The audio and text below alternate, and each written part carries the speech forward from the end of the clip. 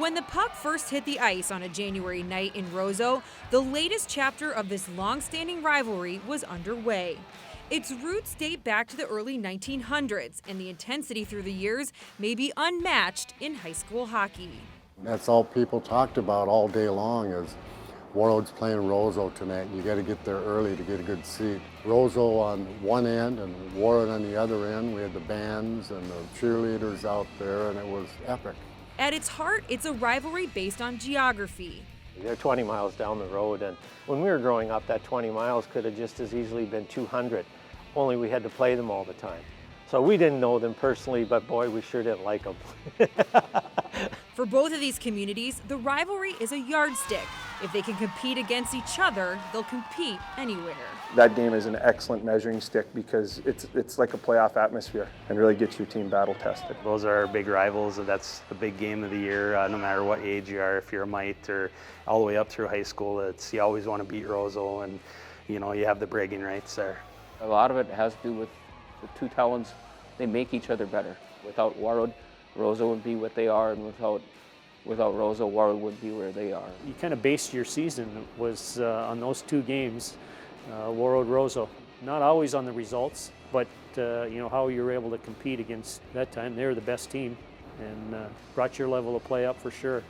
Dave Christian is part of a legendary family in Warroad. His dad and his uncle won Olympic gold in 1960. And in 1980, Dave did the same when his teammate and roommate was a former foe, Neil Broughton. Well, it was kind of like playing with the North Stars against Chicago. It's the same thing. Both towns wanted to win and have bragging rights for the summer. And they packed the rink in both spots, and it was just a great atmosphere for high school hockey. The competitive nature of this series was showcased across Minnesota in 1969 when the hero of the state tournament, Warroad's Henry Boucher, was injured in the David versus Goliath final against Edina. That season, the teams split the two regular season games, and Roseau beat Warroad to win Section 8, but the Warriors came through the back door to eliminate the Rams in the state semifinals. I think we played 4 games that year, and our goals against were the same, our goals for were the same. We each had 2 wins, so it was kind of a toss-up in every game. I thought we should have won the whole thing, but they played better than we did in the state tournament. And it might have been Roseau Edina that night, and we'd have probably won. It's been said by some that this rivalry lost some intensity when Roseau opted up to AA, but don't you believe it? Probably the second year I was coaching, we went up with a pretty good team and lost to Warroad in Warroad. And you'd have thought that the World War III was going to break out in this community.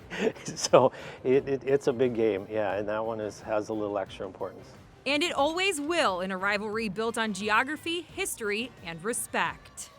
When my 2 kids were 7 and 8, and they had a chance to play in their first ever game in Roseau, it meant more to me than any game I played there. And since then, both my kids have had so many hockey memories, but that was my first big one. That was special.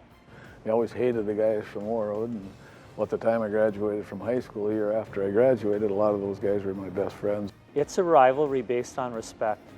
It really is. There are grandpas and grandmas that have kids, grandkids that play for each community. It's not Hatfield and McCoy. It's based on respect. This season, neither team claimed the bragging rights. On January 7th, Roseau won on its home ice 6-3, and 3 weeks later, Warroad took the rematch at the Gardens 4-1.